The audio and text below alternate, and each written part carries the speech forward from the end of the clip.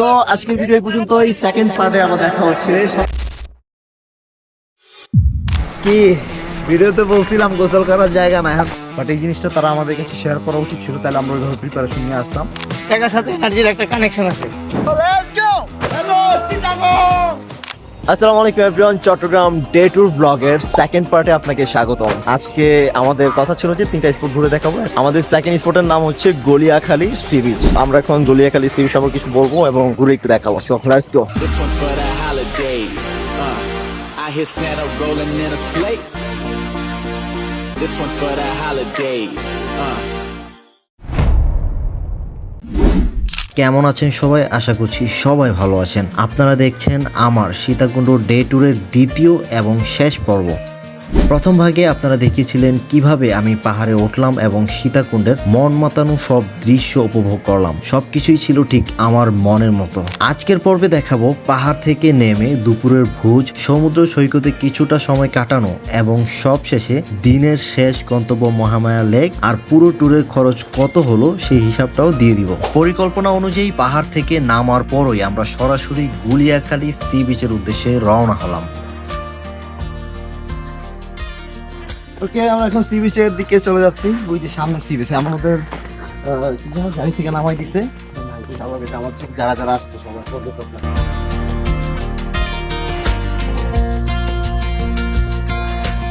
আমরা একটা জমির মাঝখান দিয়ে হেঁটে যেতেছি। জমি না, মানে এই জায়গায় পানি থাকলে এই জায়গা পুরো একটা বিচের মতো হয়ে যায়, তাই না? হ্যাঁ, বৃষ্টির কালে পুরোটা ঢাকা নৌকা দিয়ে যাইতে হয় বিচে। মনে হচ্ছে কি জানি সুন্দরবন মতো লাগতেছে। বাঘ এখনই এসে অ্যাটাক দিবে। এই জিসানের অবস্থা মামা, একটা সিক্রেট জিনিস দেখি, ক্যামেরাটা দিয়ে আনো। জিসান একটু চশমাটা দেখাও না, এটা একটু বলতে আছি। এখন কেউ আসলে নাকি ফ্যামিলি নিয়ে সেন্ট মার্টিন গেছি, বান্দরবান গেছি, এখন কি একা আসলে? ভ্রমণে যদি আসলে মন থেকে ইচ্ছা হয়, ইচ্ছা হইলে সব জায়গায় ঘোরা যায়। এই আঙ্কেল ম্যাক্সিমাম জায়গায় ঘুরে পড়ছে।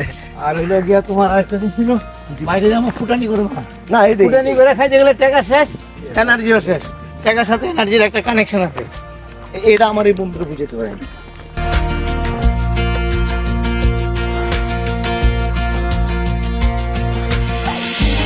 এখানকার শান্ত পরিবেশ, ম্যানগ্রোভের মতো সবুজ ঘাসের সারি সত্যি চোখ জোড়ানো। এই সেই গুলিয়াখালী বিচ, এবং আসলে খুব সুন্দর একটা ফিল মনে হচ্ছে। যেখানে আমাদের থেকে আঙ্কেল আছে, কিছু না আঙ্কেল থেকে কথা বলছি। না না, আমার একটু দাম থাকতো, আইলাম মার দিয়ে গেলাম।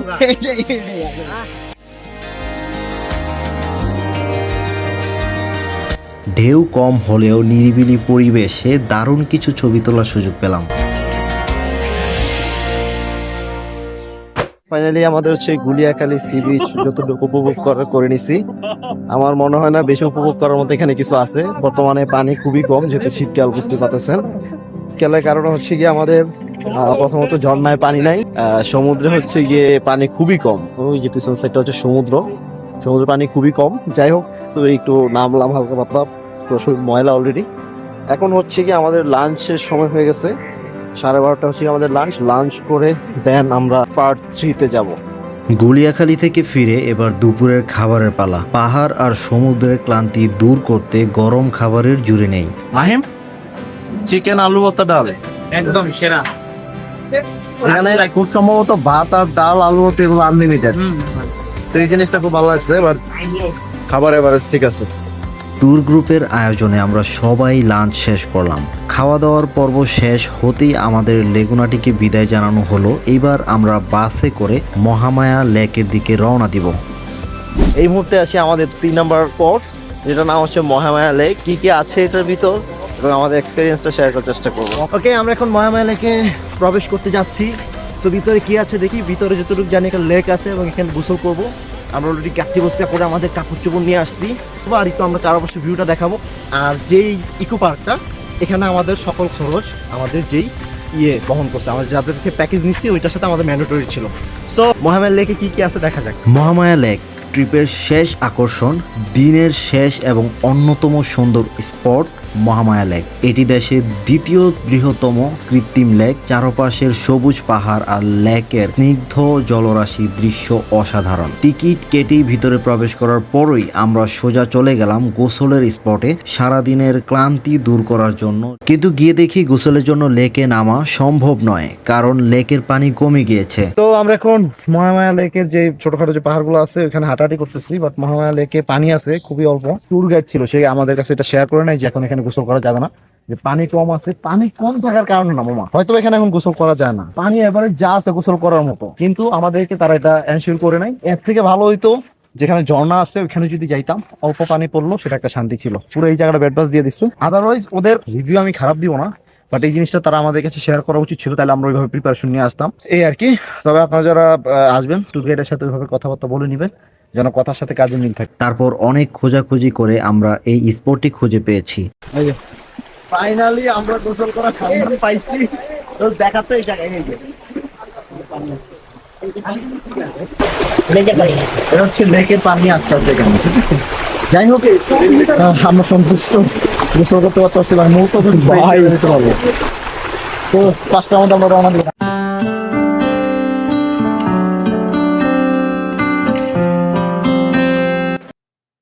শান্তি শান্তি বেশ শান্তি, এর থেকে মজার শান্তি আর কি হইতে পারে? লাইফে প্রচুর ঘুরতে হবে, আল্লাহ তাআলার সৃষ্টি এই দুনিয়াটা উপভোগ করতে হবে। ইনশাআল্লাহ আমরা চেষ্টা করব। গোসল শেষ করে আমরা পুরো লেকটি ঘুরে দেখলাম। চাইলে এখানে বোট দিয়ে ঘোরার সুযোগ রয়েছে, তবে সময়ের অভাবে আমরা শুধু লেক ভ্রমণেই সন্তুষ্ট থাকলাম। ভিডিওতে বলছিলাম গোসল করার জায়গা নাই, এখন কইতে গোসল করলাম। ওকে, যাই হোক, আমরা অনেক গালাগালি করছি তাদের, গোসল করার জায়গা নাই, গোসল করার আসলেই জায়গা নাই, বাট আমরা খুঁজে একটা জায়গা পাইছি। আপনারা যখন কি জানি মহামায়া লেকে ঢুকবেন, গেট থেকে ঢুকার পরপরই হাতের ডানে একটা সুন্দর একটা নিচে জায়গা আছে, এটার দিকে সরাসরি চলে আসবেন, দেখুন গোসল করার জায়গা পেয়ে গেলাম। সেটা শুধু ছেলেদের জন্য, মেয়েরা পারবেন কারণ সাথে মসজিদ আছে। সীতাকুণ্ডের পাহাড়ের চূড়া, গুলিয়াখালীর সবুজ সৈকত এবং মহামায়া লেকের স্নিগ্ধতা সব মিলিয়ে একটি দিনে প্রকৃতির 3টি ভিন্ন রূপ উপভোগ করলাম। সব স্পট ঘুরে দেখার পর ক্লান্তি থাকলেও মনটা ভরে আছে দারুণ কিছু স্মৃতিতে। ট্যুর গ্রুপের আয়োজন এবং সময়ের সঠিক ব্যবহার ছিল সত্যিই প্রশংসনীয়।